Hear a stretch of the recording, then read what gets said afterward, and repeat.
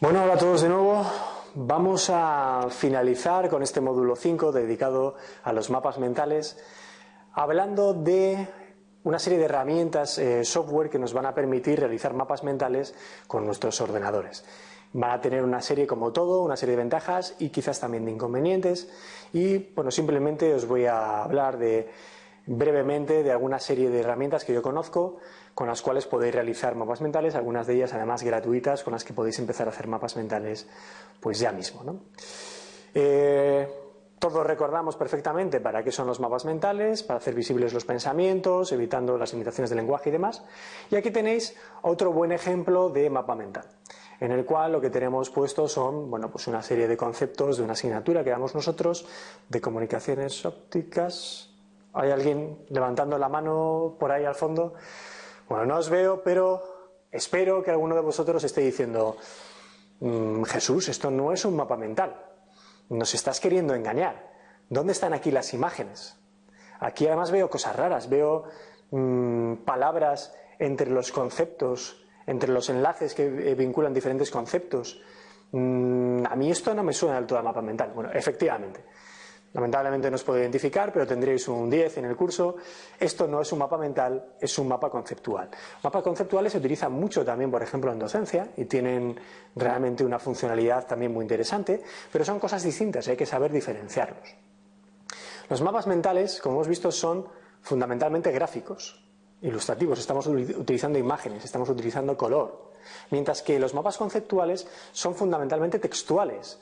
No hemos visto imágenes en esta imagen que yo os presentaba aquí, ¿vale? O esta otra que tenéis de ejemplo. Lo que estamos viendo fundamentalmente es texto, ¿vale? Y relaciones entre diferentes conceptos. Por otro lado, las conexiones que se establecen en los mapas mentales son simples. Yo lanzo una flecha y relaciono diferentes conceptos. Mientras que en el mapa conceptual las conexiones son con palabras de enlace.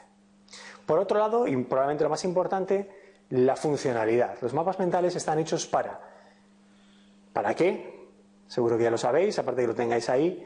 Están hechos para tener una función mnemotécnica, para que a mí me permitan recordar los conceptos que yo he plasmado ahí, lo que he visto en una clase, en una ponencia y demás. Y por otro lado, para descubrir relaciones nuevas entre diferentes conceptos y con ello quizás nuevos conceptos o nuevas ideas. Por otro lado, los mapas conceptuales, la función que tienen es fundamentalmente organizativa. Es decir, me permiten organizar conceptos que yo he visto, pues por ejemplo, en una determinada asignatura, en un tema específico de una asignatura, ¿correcto? Bien, existen variantes, no vamos a entrar aquí en profundidad, simplemente quería que lo supieseis. Existen algunas variantes de los mapas mentales. Por ejemplo, mapas mentales realizados en grupo.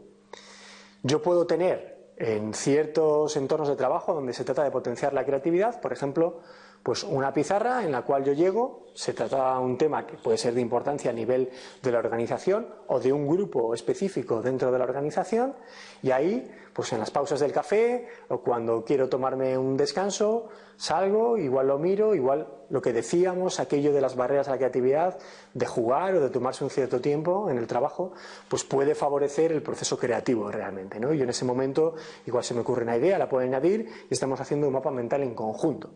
O lo que se denominan mapas mentales dinámicos, ¿no? A través de post-its que yo voy pegando en la pared y demás. Bueno, existen otras variantes que si queréis podéis consultar en esta bibliografía que os he puesto. Evidentemente podría ser mucho más extensa, pero bueno, tampoco quería abrumaros. Aquí podéis consultar aspectos interesantes con respecto a los mapas mentales que evidentemente podríamos entrar mucho más en profundidad. Bueno, existe una cierta polémica, por así decirlo, con respecto a los mapas mentales, con esto de las herramientas software. Existe una serie de programas que yo puedo utilizar para realizar mapas mentales.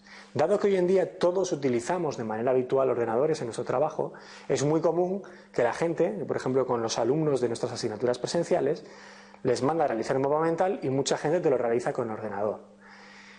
Esto está bien, pero tiene sus ventajas y sus inconvenientes.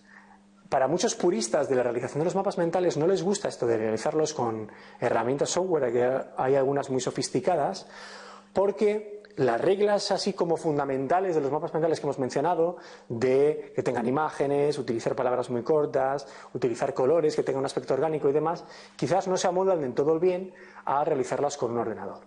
Por otro lado, si estoy utilizando un PC para realizar y uno de estos programas para realizar un mapa mental, tengo otras funcionalidades. Puedo tener un mapa mental, después puedo hacer una salida que sea un diagrama de Gantt, puedo añadir ficheros adjuntos en este mapa mental que luego me pueden servir para consultar ciertas cosas. Pueden ser muy extensos, puedo vincular un mapa mental a otro mapa mental. Tienen también sus ciertas ventajas, ¿no?, que pueden ser realmente muy interesantes. Bueno, lo que yo quiero hacer simplemente aquí es mencionaros algunos programas. Yo no tengo ningún interés específico en que utilicéis necesariamente ninguno de ellos, pero sí que conozcáis los más comunes y algunos que también son gratuitos. Por un lado, dado que es el creador de los mapas mentales, lo hemos colocado en primer lugar, tenemos el iMindMap de Tony Buzan. Es una herramienta que está realmente muy bien, como no puede ser de otro modo, sobre todo porque quedan con un aspecto muy orgánico los mapas mentales, ¿no? Parece como si realmente pudiesen incluso estar hechos a mano, no tiene un aspecto más encorsetado de otro tipo de programas y realmente, bueno, pues tiene una funcionalidad y una salida bastante interesante. Por otro lado, una herramienta quizás de las más extendidas para la realización de mapas mentales por medio de software es el Mind Manager. El Mind Manager tiene probablemente una orientación más profesional, ¿no?, para entornos profesionales, con una salida, como veis, no tan artística, no tan orgánica, más orientada al mundo profesional, pero realmente, bueno, pues con muchas funcionalidades. Aquí tenéis un mapa mental que he realizado yo con esta herramienta sobre, bueno, pues el aprendizaje de la guitarra contemporánea, por así decirlo, y aquí otro podéis ver relacionado con, bueno, un cierto tema de investigación que he hecho para que, bueno, veáis un poco qué aspecto puede llegar a tener, ¿no? Como veis, pues se ponen imágenes, palabras, un poco lo que comentábamos de las reglas fundamentales de los mapas mentales. Bueno, y también quería comentaros la existencia del software llamado Topicscape 3D, que es cuando menos curioso, ¿no?, porque permite realizar mapas mentales, pero en este caso en 3 dimensiones, como podéis ver en la imagen. El resultado es curioso, la verdad. Yo sí que he hecho una revisión de este software, no lo he utilizado nunca personalmente, pero bueno, me parece que cuando menos a título de curiosidad era conveniente comentároslo. Por otro lado, también Xmind es un software a comentar porque aparte de permitir realizar mapas mentales, permite o implementa otro tipo de facilidades para otras técnicas de creatividad, como puede ser el brainstorming, incluyendo también diagramas de Gantt, por ejemplo. Y por último, pero no por ello menos importante, me parecía oportuno incluiros algunas herramientas software, pero que sean en este caso gratuitas, como puede ser FreeMind, por un lado, cuyo aspecto veis un poquito aquí en la imagen, y por otro lado CMap Tools, que es una herramienta que, si bien está probablemente orientada inicialmente más para mapas conceptuales, puede servir también para realizar mapas mentales de manera bastante efectiva. Bien, por último, como os podíais imaginar seguro, después de haber hecho una revisión, una introducción a los mapas mentales, a las reglas de juego, por así decirlo, a sus diversos usos, viendo un poco más en profundidad la toma de apuntes y demás, pues llega el momento de que vosotros realicéis vuestro quizás primer mapa mental.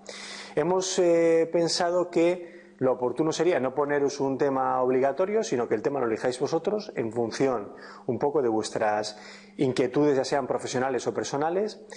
Y esta actividad va a ser considerada de las, digamos, evaluables, en este caso evaluable por medio de coevaluación, es decir, va a ser una tarea de estas de peer-to-peer.